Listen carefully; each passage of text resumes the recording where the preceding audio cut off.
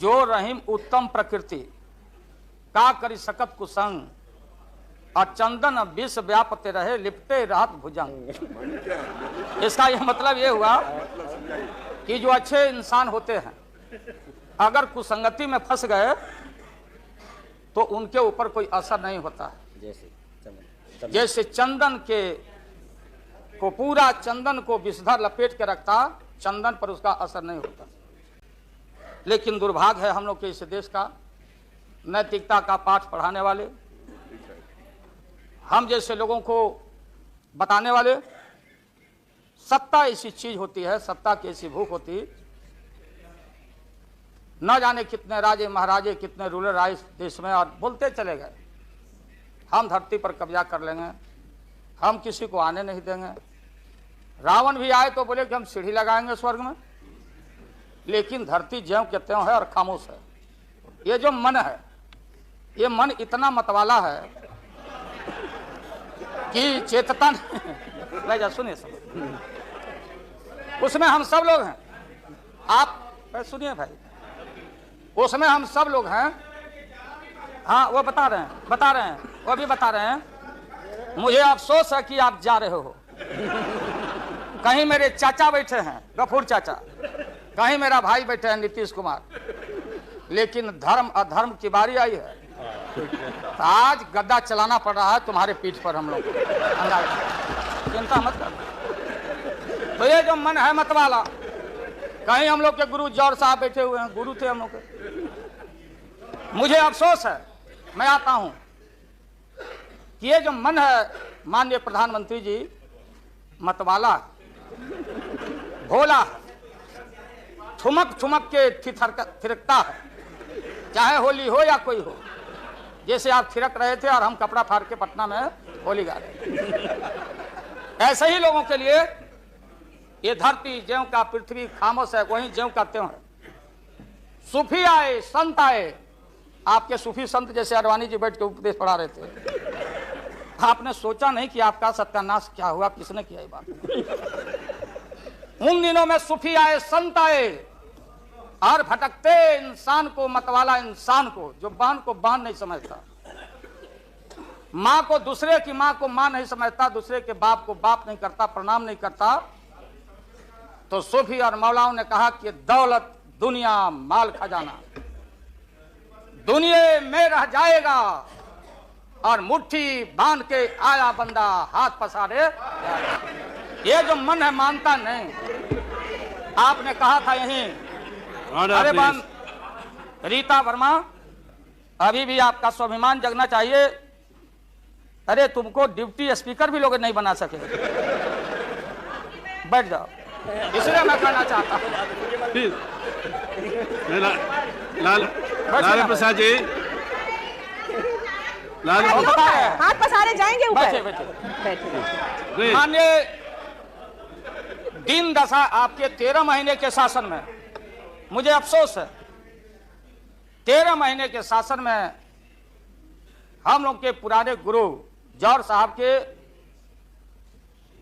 कपड़ा में, लता में, अरे रुको ना भैया, सुना करो ना, कोई परिवर्तन नहीं हुआ। आप देखेंगे कि हम लोग टाइट कपड़ा पहन के आते हैं।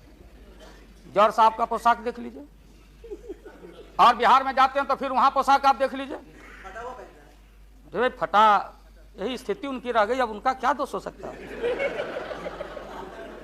तो आखिर इनका और उनका जो मिलन हुआ, जौहर साहब का और रूमर फ्लोटिंग सेंटर का जो मिलन हुआ, तो ये बड़े सोच समझ के हुआ।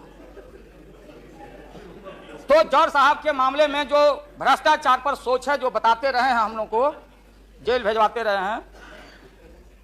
राबड़ी देवी महिला मुख्यमंत्री, जिसका मुकदमा में नाम नहीं हो, अपमान कराते रहे हैं। राबड़ी देवी मिलती है माननीय प्रधानमंत्री जी से मेरे साथ में, प्रधानमंत्री जी ने माना कि बहुत गलत काम हुआ। तो मैं फिर आऊंगा। आपने कहा था कि दुनिया का सबसे बड़ा स्काम है पशुपालन स्काम। आएगा दूध का दूध, पानी का पानी, जैसे सारे बैठे हुए लोग। अब बच्चा कौन है इस मुल्क में, कौन बेदाग बैठा है? और मैं इन चीजों को आज कोई छेड़छाड़, कोई बात नॉर्म्स के खिलाफ मैं जाना नहीं चाहता हूं। बातें दबाई नहीं जा सकती है, चाहे जितनी बातों को हम जहां भी थापर साहब के टीवी में या जहां भी हम कोई बातों को कह डालें, बात दबती नहीं है, अभिलेख मिटता नहीं है। अब माननीय प्रधानमंत्री जी, आपने चिंता जताई और इतिहास को, आडवाणी जी, गृह मंत्री जी ने गृह को खराब किया है। आपका जो गृह है उन्होंने खराब किया है, और आप मतवाले की तरह, आपका ज्यादा दोष नहीं है। मैं किसी को अपमान करने के लिए नहीं कहता हूं। मैं जन्म लिया था फुलवरिया गांव, गोपालगंज में, फुलवरिया गांव में, तो हम लोग को मालूम नहीं कि हमारे भविष्य में क्या लिखा है।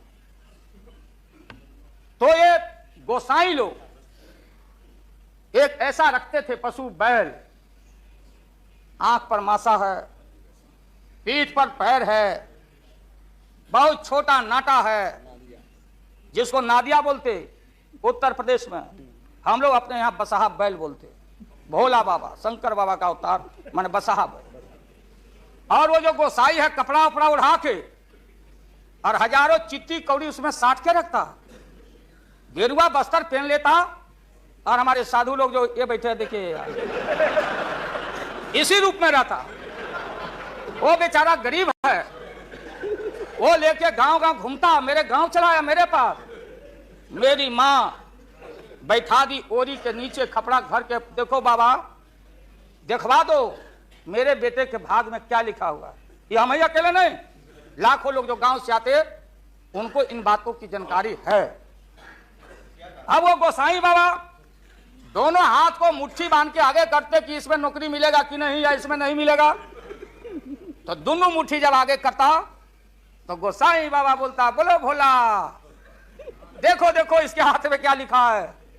तब बैल का स्वभाव है बसहा का कि जब मुट्ठी बढ़ाइएगा तो समझेगा कि कुछ खाने को दे रहा है, तो कभी बाएं में कभी दाएं में सूंघता। आज जब वो भोला बाबा समझ जाता, चेतनशील है कि हमको ठग रहा है गोसाई, तो बोलते रहता, पीठ ठोकते रहता, नहीं आता है सूंघने के लिए हाथ मुट्ठी।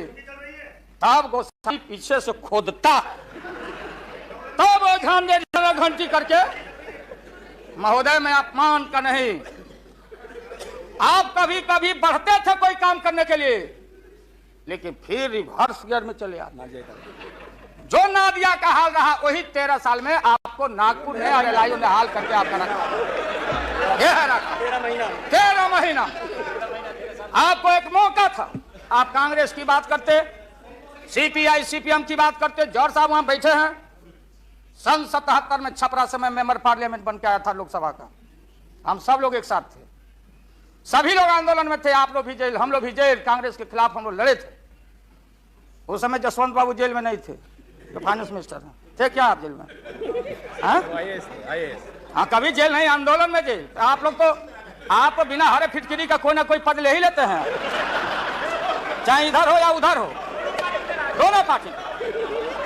अब उसमें आप अकेले नहीं, आप अकेले नहीं हैं। दिल्ली में ऐसे बुद्धिजीवी लोग हैं, बुद्धिजीवी, बुद्धि नहीं है लेकिन बुद्धि से जी रहे थे। तो खैर छोड़िए इन बातों को, ज्यादा आपको टॉर्चर करने की जरूरत। और महोदय मैं बताना चाहता था, ये जौहर साहब हैं, अब बैठिए। सन 77 में महोदय हम लोग को दिल्ली समझ में आया नहीं। दिल्ली में हम लोग जब आए, राजनारायण जी, जौहर साहब, चौधरी चरण सिंह जी, हम लोग उसी परिवार के लोग हैं महोदय, चाहे मुलायम सिंह जी हो और कोई हो, या नीतीश जी उधर जो चले गए हैं। हमारे मुंह में सीधे 32 दांत है, उनके पेट में नीतीश के दांत है जो वहां चले गए। पेट में दांत, पेट वाला दांत बड़ा खतरनाक होता है। तो महोदय मैं सन 77 को याद दिलाना चाहता हूं, हम तो आपसे लड़ाई शुरू से लड़ रहे हैं, ये नई बात नहीं, किसी कारण से नहीं। जनता पार्टी का खंड खंड हुआ, कोई यहां गिरा, कोई वहां गिरा, कोई वहां गिरा। बंगलोर में हम लोग जुटे, नाम का सारा झगड़ा, ये सब बात। लेकिन सन 77 के सत्ता को हम लोगों ने लात मारा था। क्यों मारा? हम सत्ता के भूखे नहीं हैं। हमने उस सवाल को उठाया था अरे नए नए आप आए हैं, मुझे अफसोस है कि आप लोग जा रहे हो इन लोगों की वजह से।